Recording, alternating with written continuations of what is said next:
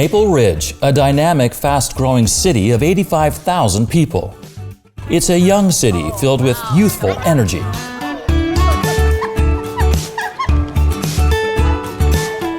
Want to know what it's like to live here? Mayor Nicole Reed asked some locals. It has a lot of scenery, but it's still like a city. We keep our city clean, and I like it. We do. That's important, isn't it? Yeah.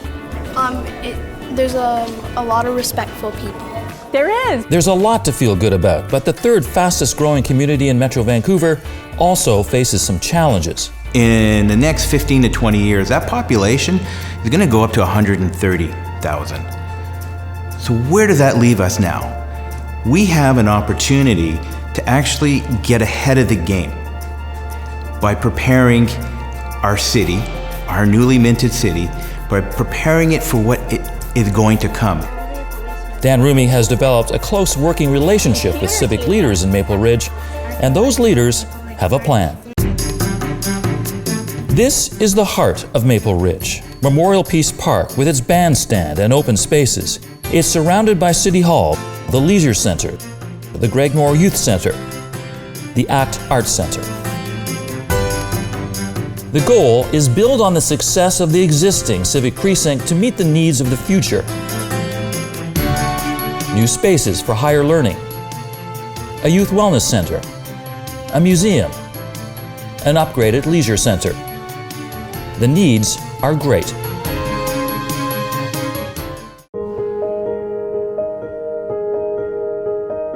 Young people are Canada's future, but some youth in Maple Ridge are struggling. We have some really serious issues in this community with youth. We recently dealt with a very significant homeless camp on a residential street, and we know that we have a greater than regional number of youth who've aged out of care and have ended up choosing pathways that lead to homelessness in our community. And so we really need to be able to support our youth. We need them to be able to access services when they feel they're needed. A 2016 survey of youth in Maple Ridge found their top 3 concerns were mental health, transition to adulthood, and substance use.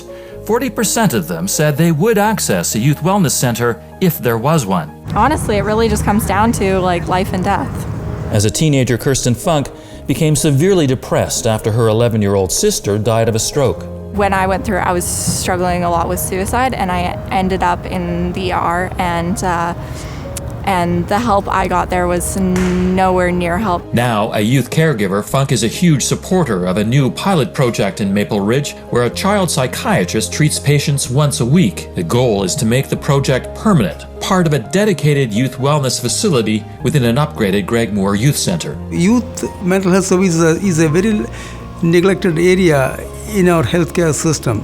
And you look anywhere in Canada, it's very patchy, not very satisfactory, and we know that mental health is a huge problem for youth.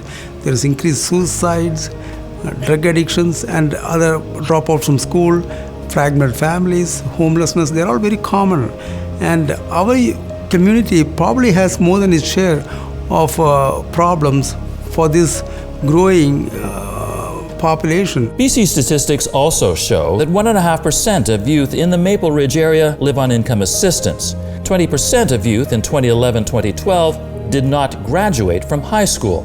Many who do graduate don't go on to university. Our children in school have only a 60% rate of transfer to university from secondary school into post-secondary. That's lower than the regional average and not good enough for the kids that we have in Maple Ridge that have so many things that they want to do with their future. The city is working with Simon Fraser University to dedicate part of the proposed new civic space to post-secondary education, so local kids can stay in the community rather than commute to Vancouver. Education also occurs outside the classroom in places like museums, but Maple Ridge is unable to provide public research access to its historical archives. They're housed in a crowded former brickyard office building and other storage facilities off-site. Not only is the history of Maple Ridge kept from view, so are an estimated 1 million pieces of local Katzie First Nations history. I think that maybe 1% is on display here. There really isn't a meaningful demonstration of the Catesy history.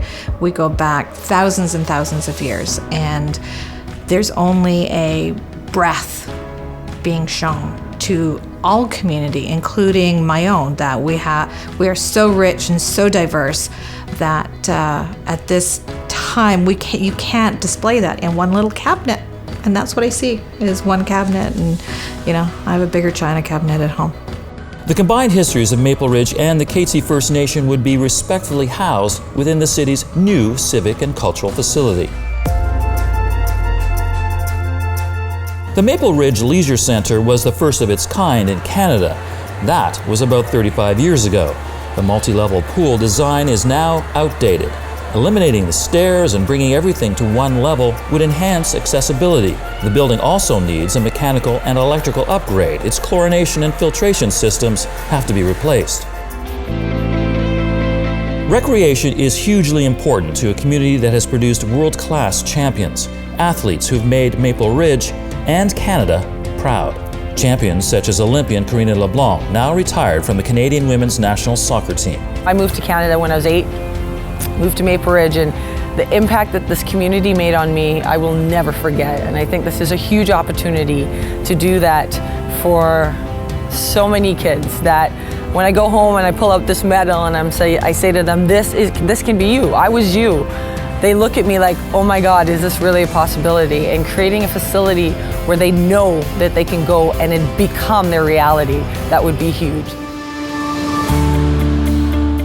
This civic facility really completes our civic precinct and really allows us to showcase what Maple Ridge was and what Maple Ridge is going to be in the future. It's all part of an integrated package, a community's desire to work in partnership with senior levels of government to turn aging civic infrastructure into places of higher learning, healing, and health, where our collective histories are showcased to reconcile our past and help show the way to a brighter future. We appreciate you taking the time to hear our story.